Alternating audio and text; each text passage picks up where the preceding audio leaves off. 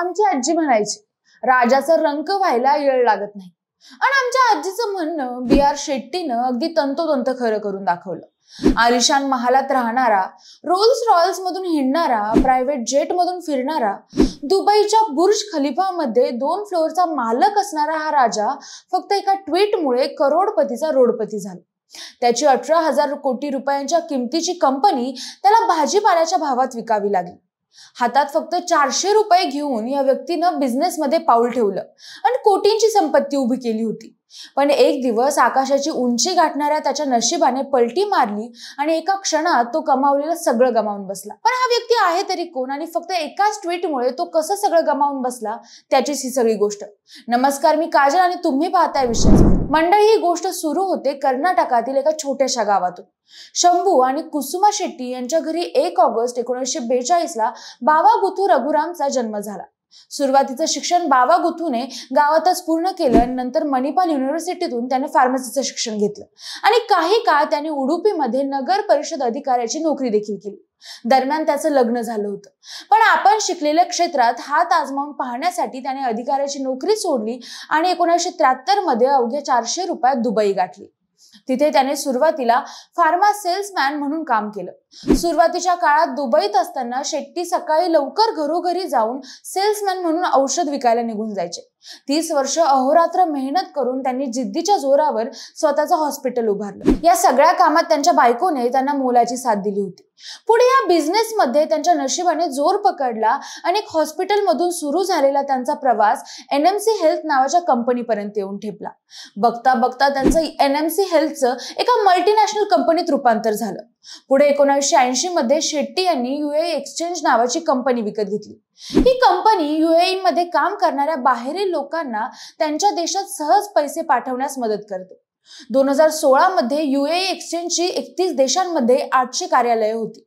2003 मध्ये बी.आर. शेट्टी यांनी NMC neo pharma ही औषध कंपनी सुरू केली. काही वर्षातच बी.आर. शेट्टी यांचे नाव दुबईसह जगातील श्रीमंतांच्या यादीत आले. बी.आर. शेट्टी यांनी जगातील सर्वात उंच इमारती बुर्ज खलिफातील 2 मजले $25 दशलक्ष ला खरेदी केले होते आणि हे दोन्ही मजले त्याच्यात होणाऱ्या पार्ट्यांसाठी प्रसिद्ध झाले. बुर्ज खलिफाच्या 2 मजल्यांव्यतिरिक्त त्यांच्याकडे दुबईमध्ये अनेक विला, रोल्स रॉयल्स, मेबॅक सारख्या आलिशान कार आणि एक खासगी जेट देखील होते. त्यांची एकूण संपत्ती 18,000 कोटी रुपये असल्याचा अंदाज होता. म्हणून एकूण काय तर बी.आर. शेट्टीने स्वतःच्या दमावर आपलं साम्राज्य उभं केलं होतं. आणि असं सगळं सुरळीत सुरू असताना नेमकी माशी शिंकली आणि बी.आर. शेट्टींना परत जमिनीवर यावं लागलं. पण असं नक्की काय झालं होतं ज्यामुळे शेट्टींचं दिवाळं निघालं? तर मंडळी, शेट्टीचं दिवाळं निघालं एका ट्विटमुळे. तुम्हाला अदानी आणि हिडनबर्ग वाद माहितीच असेल. या वादात जे अडाणी सोबत झालं तेच बी.आर. शेट्टी सोबत घडलं होतं. पण बी.आर. शेट्टीच्या केसमध्ये हा रिपोर्ट एखाद्या अणुबॉम्बसारखा आदळला. त्याचं झालं असं की गेल्या वर्षी डिसेंबरमध्ये मडी वॉटर रिसर्चचे संस्थापक आणि शॉर्ट सेलर कार्सन ब्लॉक यांनी त्यांच्या एका अहवालात NMC हेल्थवर बनावट मालमत्ता डेटा प्रदान करण्याचा आणि कंपनीची मालमत्ता चोरण्याचा आरोप केला.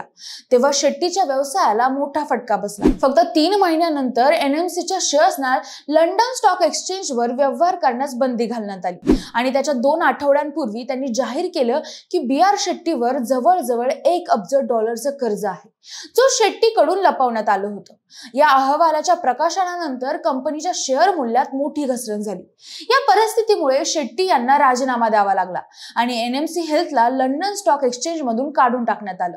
NMC हेल्थची स्थिती इतकी वाईट झाली की 18,000 कोटी रुपयांची मार्केट कॅप असलेली कंपनी इस्रायल आणि UAE येथील एका कंपनीला फक्त $1 मध्ये विकण्यात आली.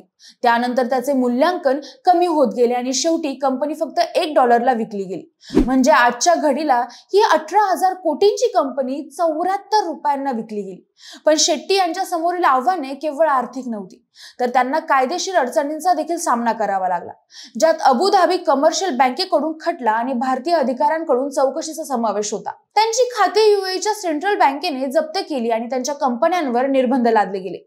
2024 पर्यंत त्यांच्या व्यावसायिक साम्राज्याच्या पतनामुळे शेट्टी यांच्या एकूण संपत्तीत मोठी घट झाली आणि बी.आर. शेट्टीने इतक्या वर्षात कमावलेलं सगळं कवडेमोल भावात विकलं गेलं आणि सगळ्यांना कळून चुकलं की राजाचा रंक व्हायला वेळ लागत नाही. पण बी.आर. शेट्टीच्या या स्टोरी व्हिडिओमधून तुम्ही काय शिकलात?